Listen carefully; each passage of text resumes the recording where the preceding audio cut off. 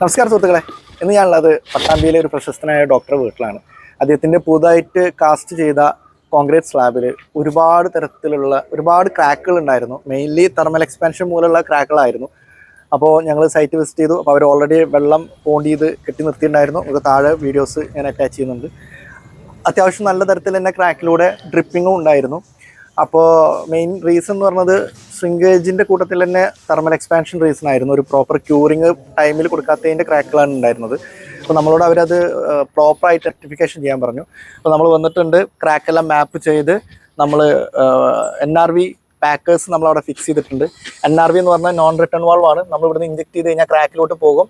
അത് ആ ക്രാക്ക് ഓട്ടോമാറ്റിക്കായിട്ട് ക്ലോസ് ആകും. എല്ലാം സിഗ്സാഗിലാണ് നമ്മൾ കൊടുത്തിട്ടുള്ളത്. സിക്ക എന്ന് പറഞ്ഞ സ്വിറ്റ്സർലാൻഡ് ബേസ്ഡ് കമ്പനിയുടെ സിക്കാദൂർ 55 LP ലോ വിസ്കോസ് ആയിട്ടുള്ള മെറ്റീരിയലാണ് നമ്മൾ ഇതിലോട്ട് ഇഞ്ചെക്ട് ചെയ്യുന്നത്. M17 കംപ്രസീവ് സ്ട്രെങ്ത് വരുന്ന ഒരു ഹൈ ക്വാളിറ്റി എപ്പോക്സി മെറ്റീരിയലാണ് സിക്കയുടെ ഈ സിക്കാദൂർ LP എന്ന് പറയുന്നത്. വൺസ് നമ്മളിത് ഇഞ്ചക്ഷൻ മൊത്തം ചെയ്ത് കഴിഞ്ഞ് കഴിഞ്ഞാൽ ഒരു 24 to 48 hours നമ്മൾ എന്ത് ചെയ്യും, ക്യൂറിങ്ങിന് വിടും, അത് കംപ്രസീവ് സ്ട്രെങ്ത് റീച്ച് ആകാൻ വേണ്ടിയിട്ട്. ശേഷം നമ്മൾ വീണ്ടും വെള്ളം പഴയ പോലെ കെട്ടി നിർത്തിയിട്ട് നമ്മളത് വീണ്ടും ചെക്ക് ചെയ്യും. കാരണം ചില സമയത്ത് നമ്മൾ ഇഞ്ചെക്ട് ചെയ്താൽ പോലും എല്ലാ ക്രാക്കും പ്രോപ്പറായിട്ട് ക്ലോസ് ചെയ്യണം എന്നില്ല. സോ നമ്മൾ വീണ്ടും വെള്ളം പോണ്ട് ചെയ്ത് ടെസ്റ്റ് ചെയ്തിട്ട് ഏതെങ്കിലും ക്രാക്ക് മിസ്സായിക്കണമെന്ന് നോക്കും. വൺസ് മിസ്സായിക്കണമെന്നുണ്ടെങ്കിൽ വീണ്ടും നമ്മൾ ഇതേപോലെ വെള്ളം ഒഴിവാക്കിയിട്ട് പാക്കർ ഫിക്സ് ചെയ്ത് വീണ്ടും ഇഞ്ചെക്ട് ചെയ്യണം.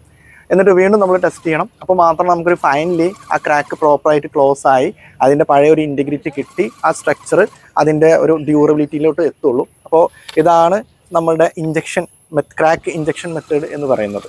അപ്പോൾ ഇതിൻ്റെ ഇഞ്ചക്ഷൻ ചെയ്യുന്ന വീഡിയോസും ഞാൻ അതിൻ്റെ കൂടെ അറ്റാച്ച് ചെയ്യാം.